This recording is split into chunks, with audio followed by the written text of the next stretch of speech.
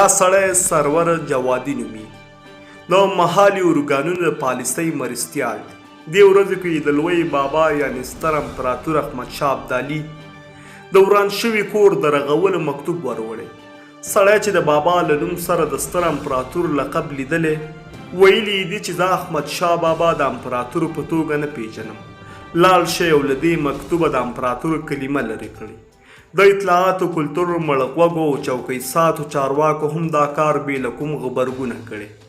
سړی خفه شي چې ولې لا د دې غمجن او ځپل شوي ملت په احساساتو لوبې کیږي، ولې درد ورکول کیږي، ولې لا په سپکه ورته کتل کیږي. آیا نور غمونه لږ دي؟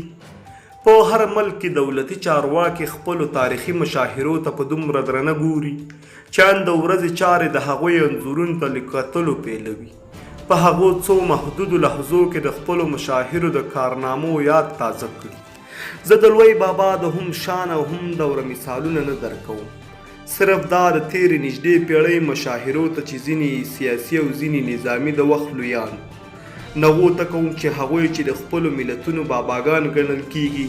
که فرض کړو چې یاده مسله په هند کې د ګاندي له نوم سره پیښه شوې وای، یا به کیوبا کې د فیډل له نوم سره، یا به جرمني کې د هټلر له نوم سره، یا جنوبي افریقا کې د منډیلا له نوم سره، یا بنګال کې د شیخ مجیب الرحمن له نوم سره، یا حد اقل په دا منافق پاکستان کې چې موږ یې له هر اړخ سپک او ترزان ټیټ بولو د علي جناح له نوم سره ورته مسله پیښه شوې وای، نو اوس به د یادو ملکونو ملتونه څومره غوسناک غبرګونونه ښودلی وای او دولتونه به یې مجرم ته څومره عذابناکه سزا ورولې وای.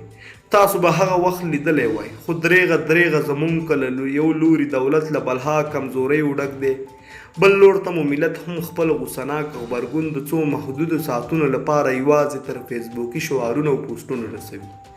دا سړی باید لومړی له خپلې دندې وشړل شي او بیا څارنوالۍ ته معرفي شي.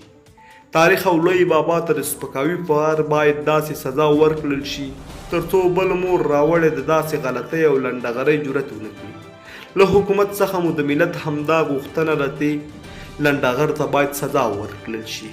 د بابا اعظم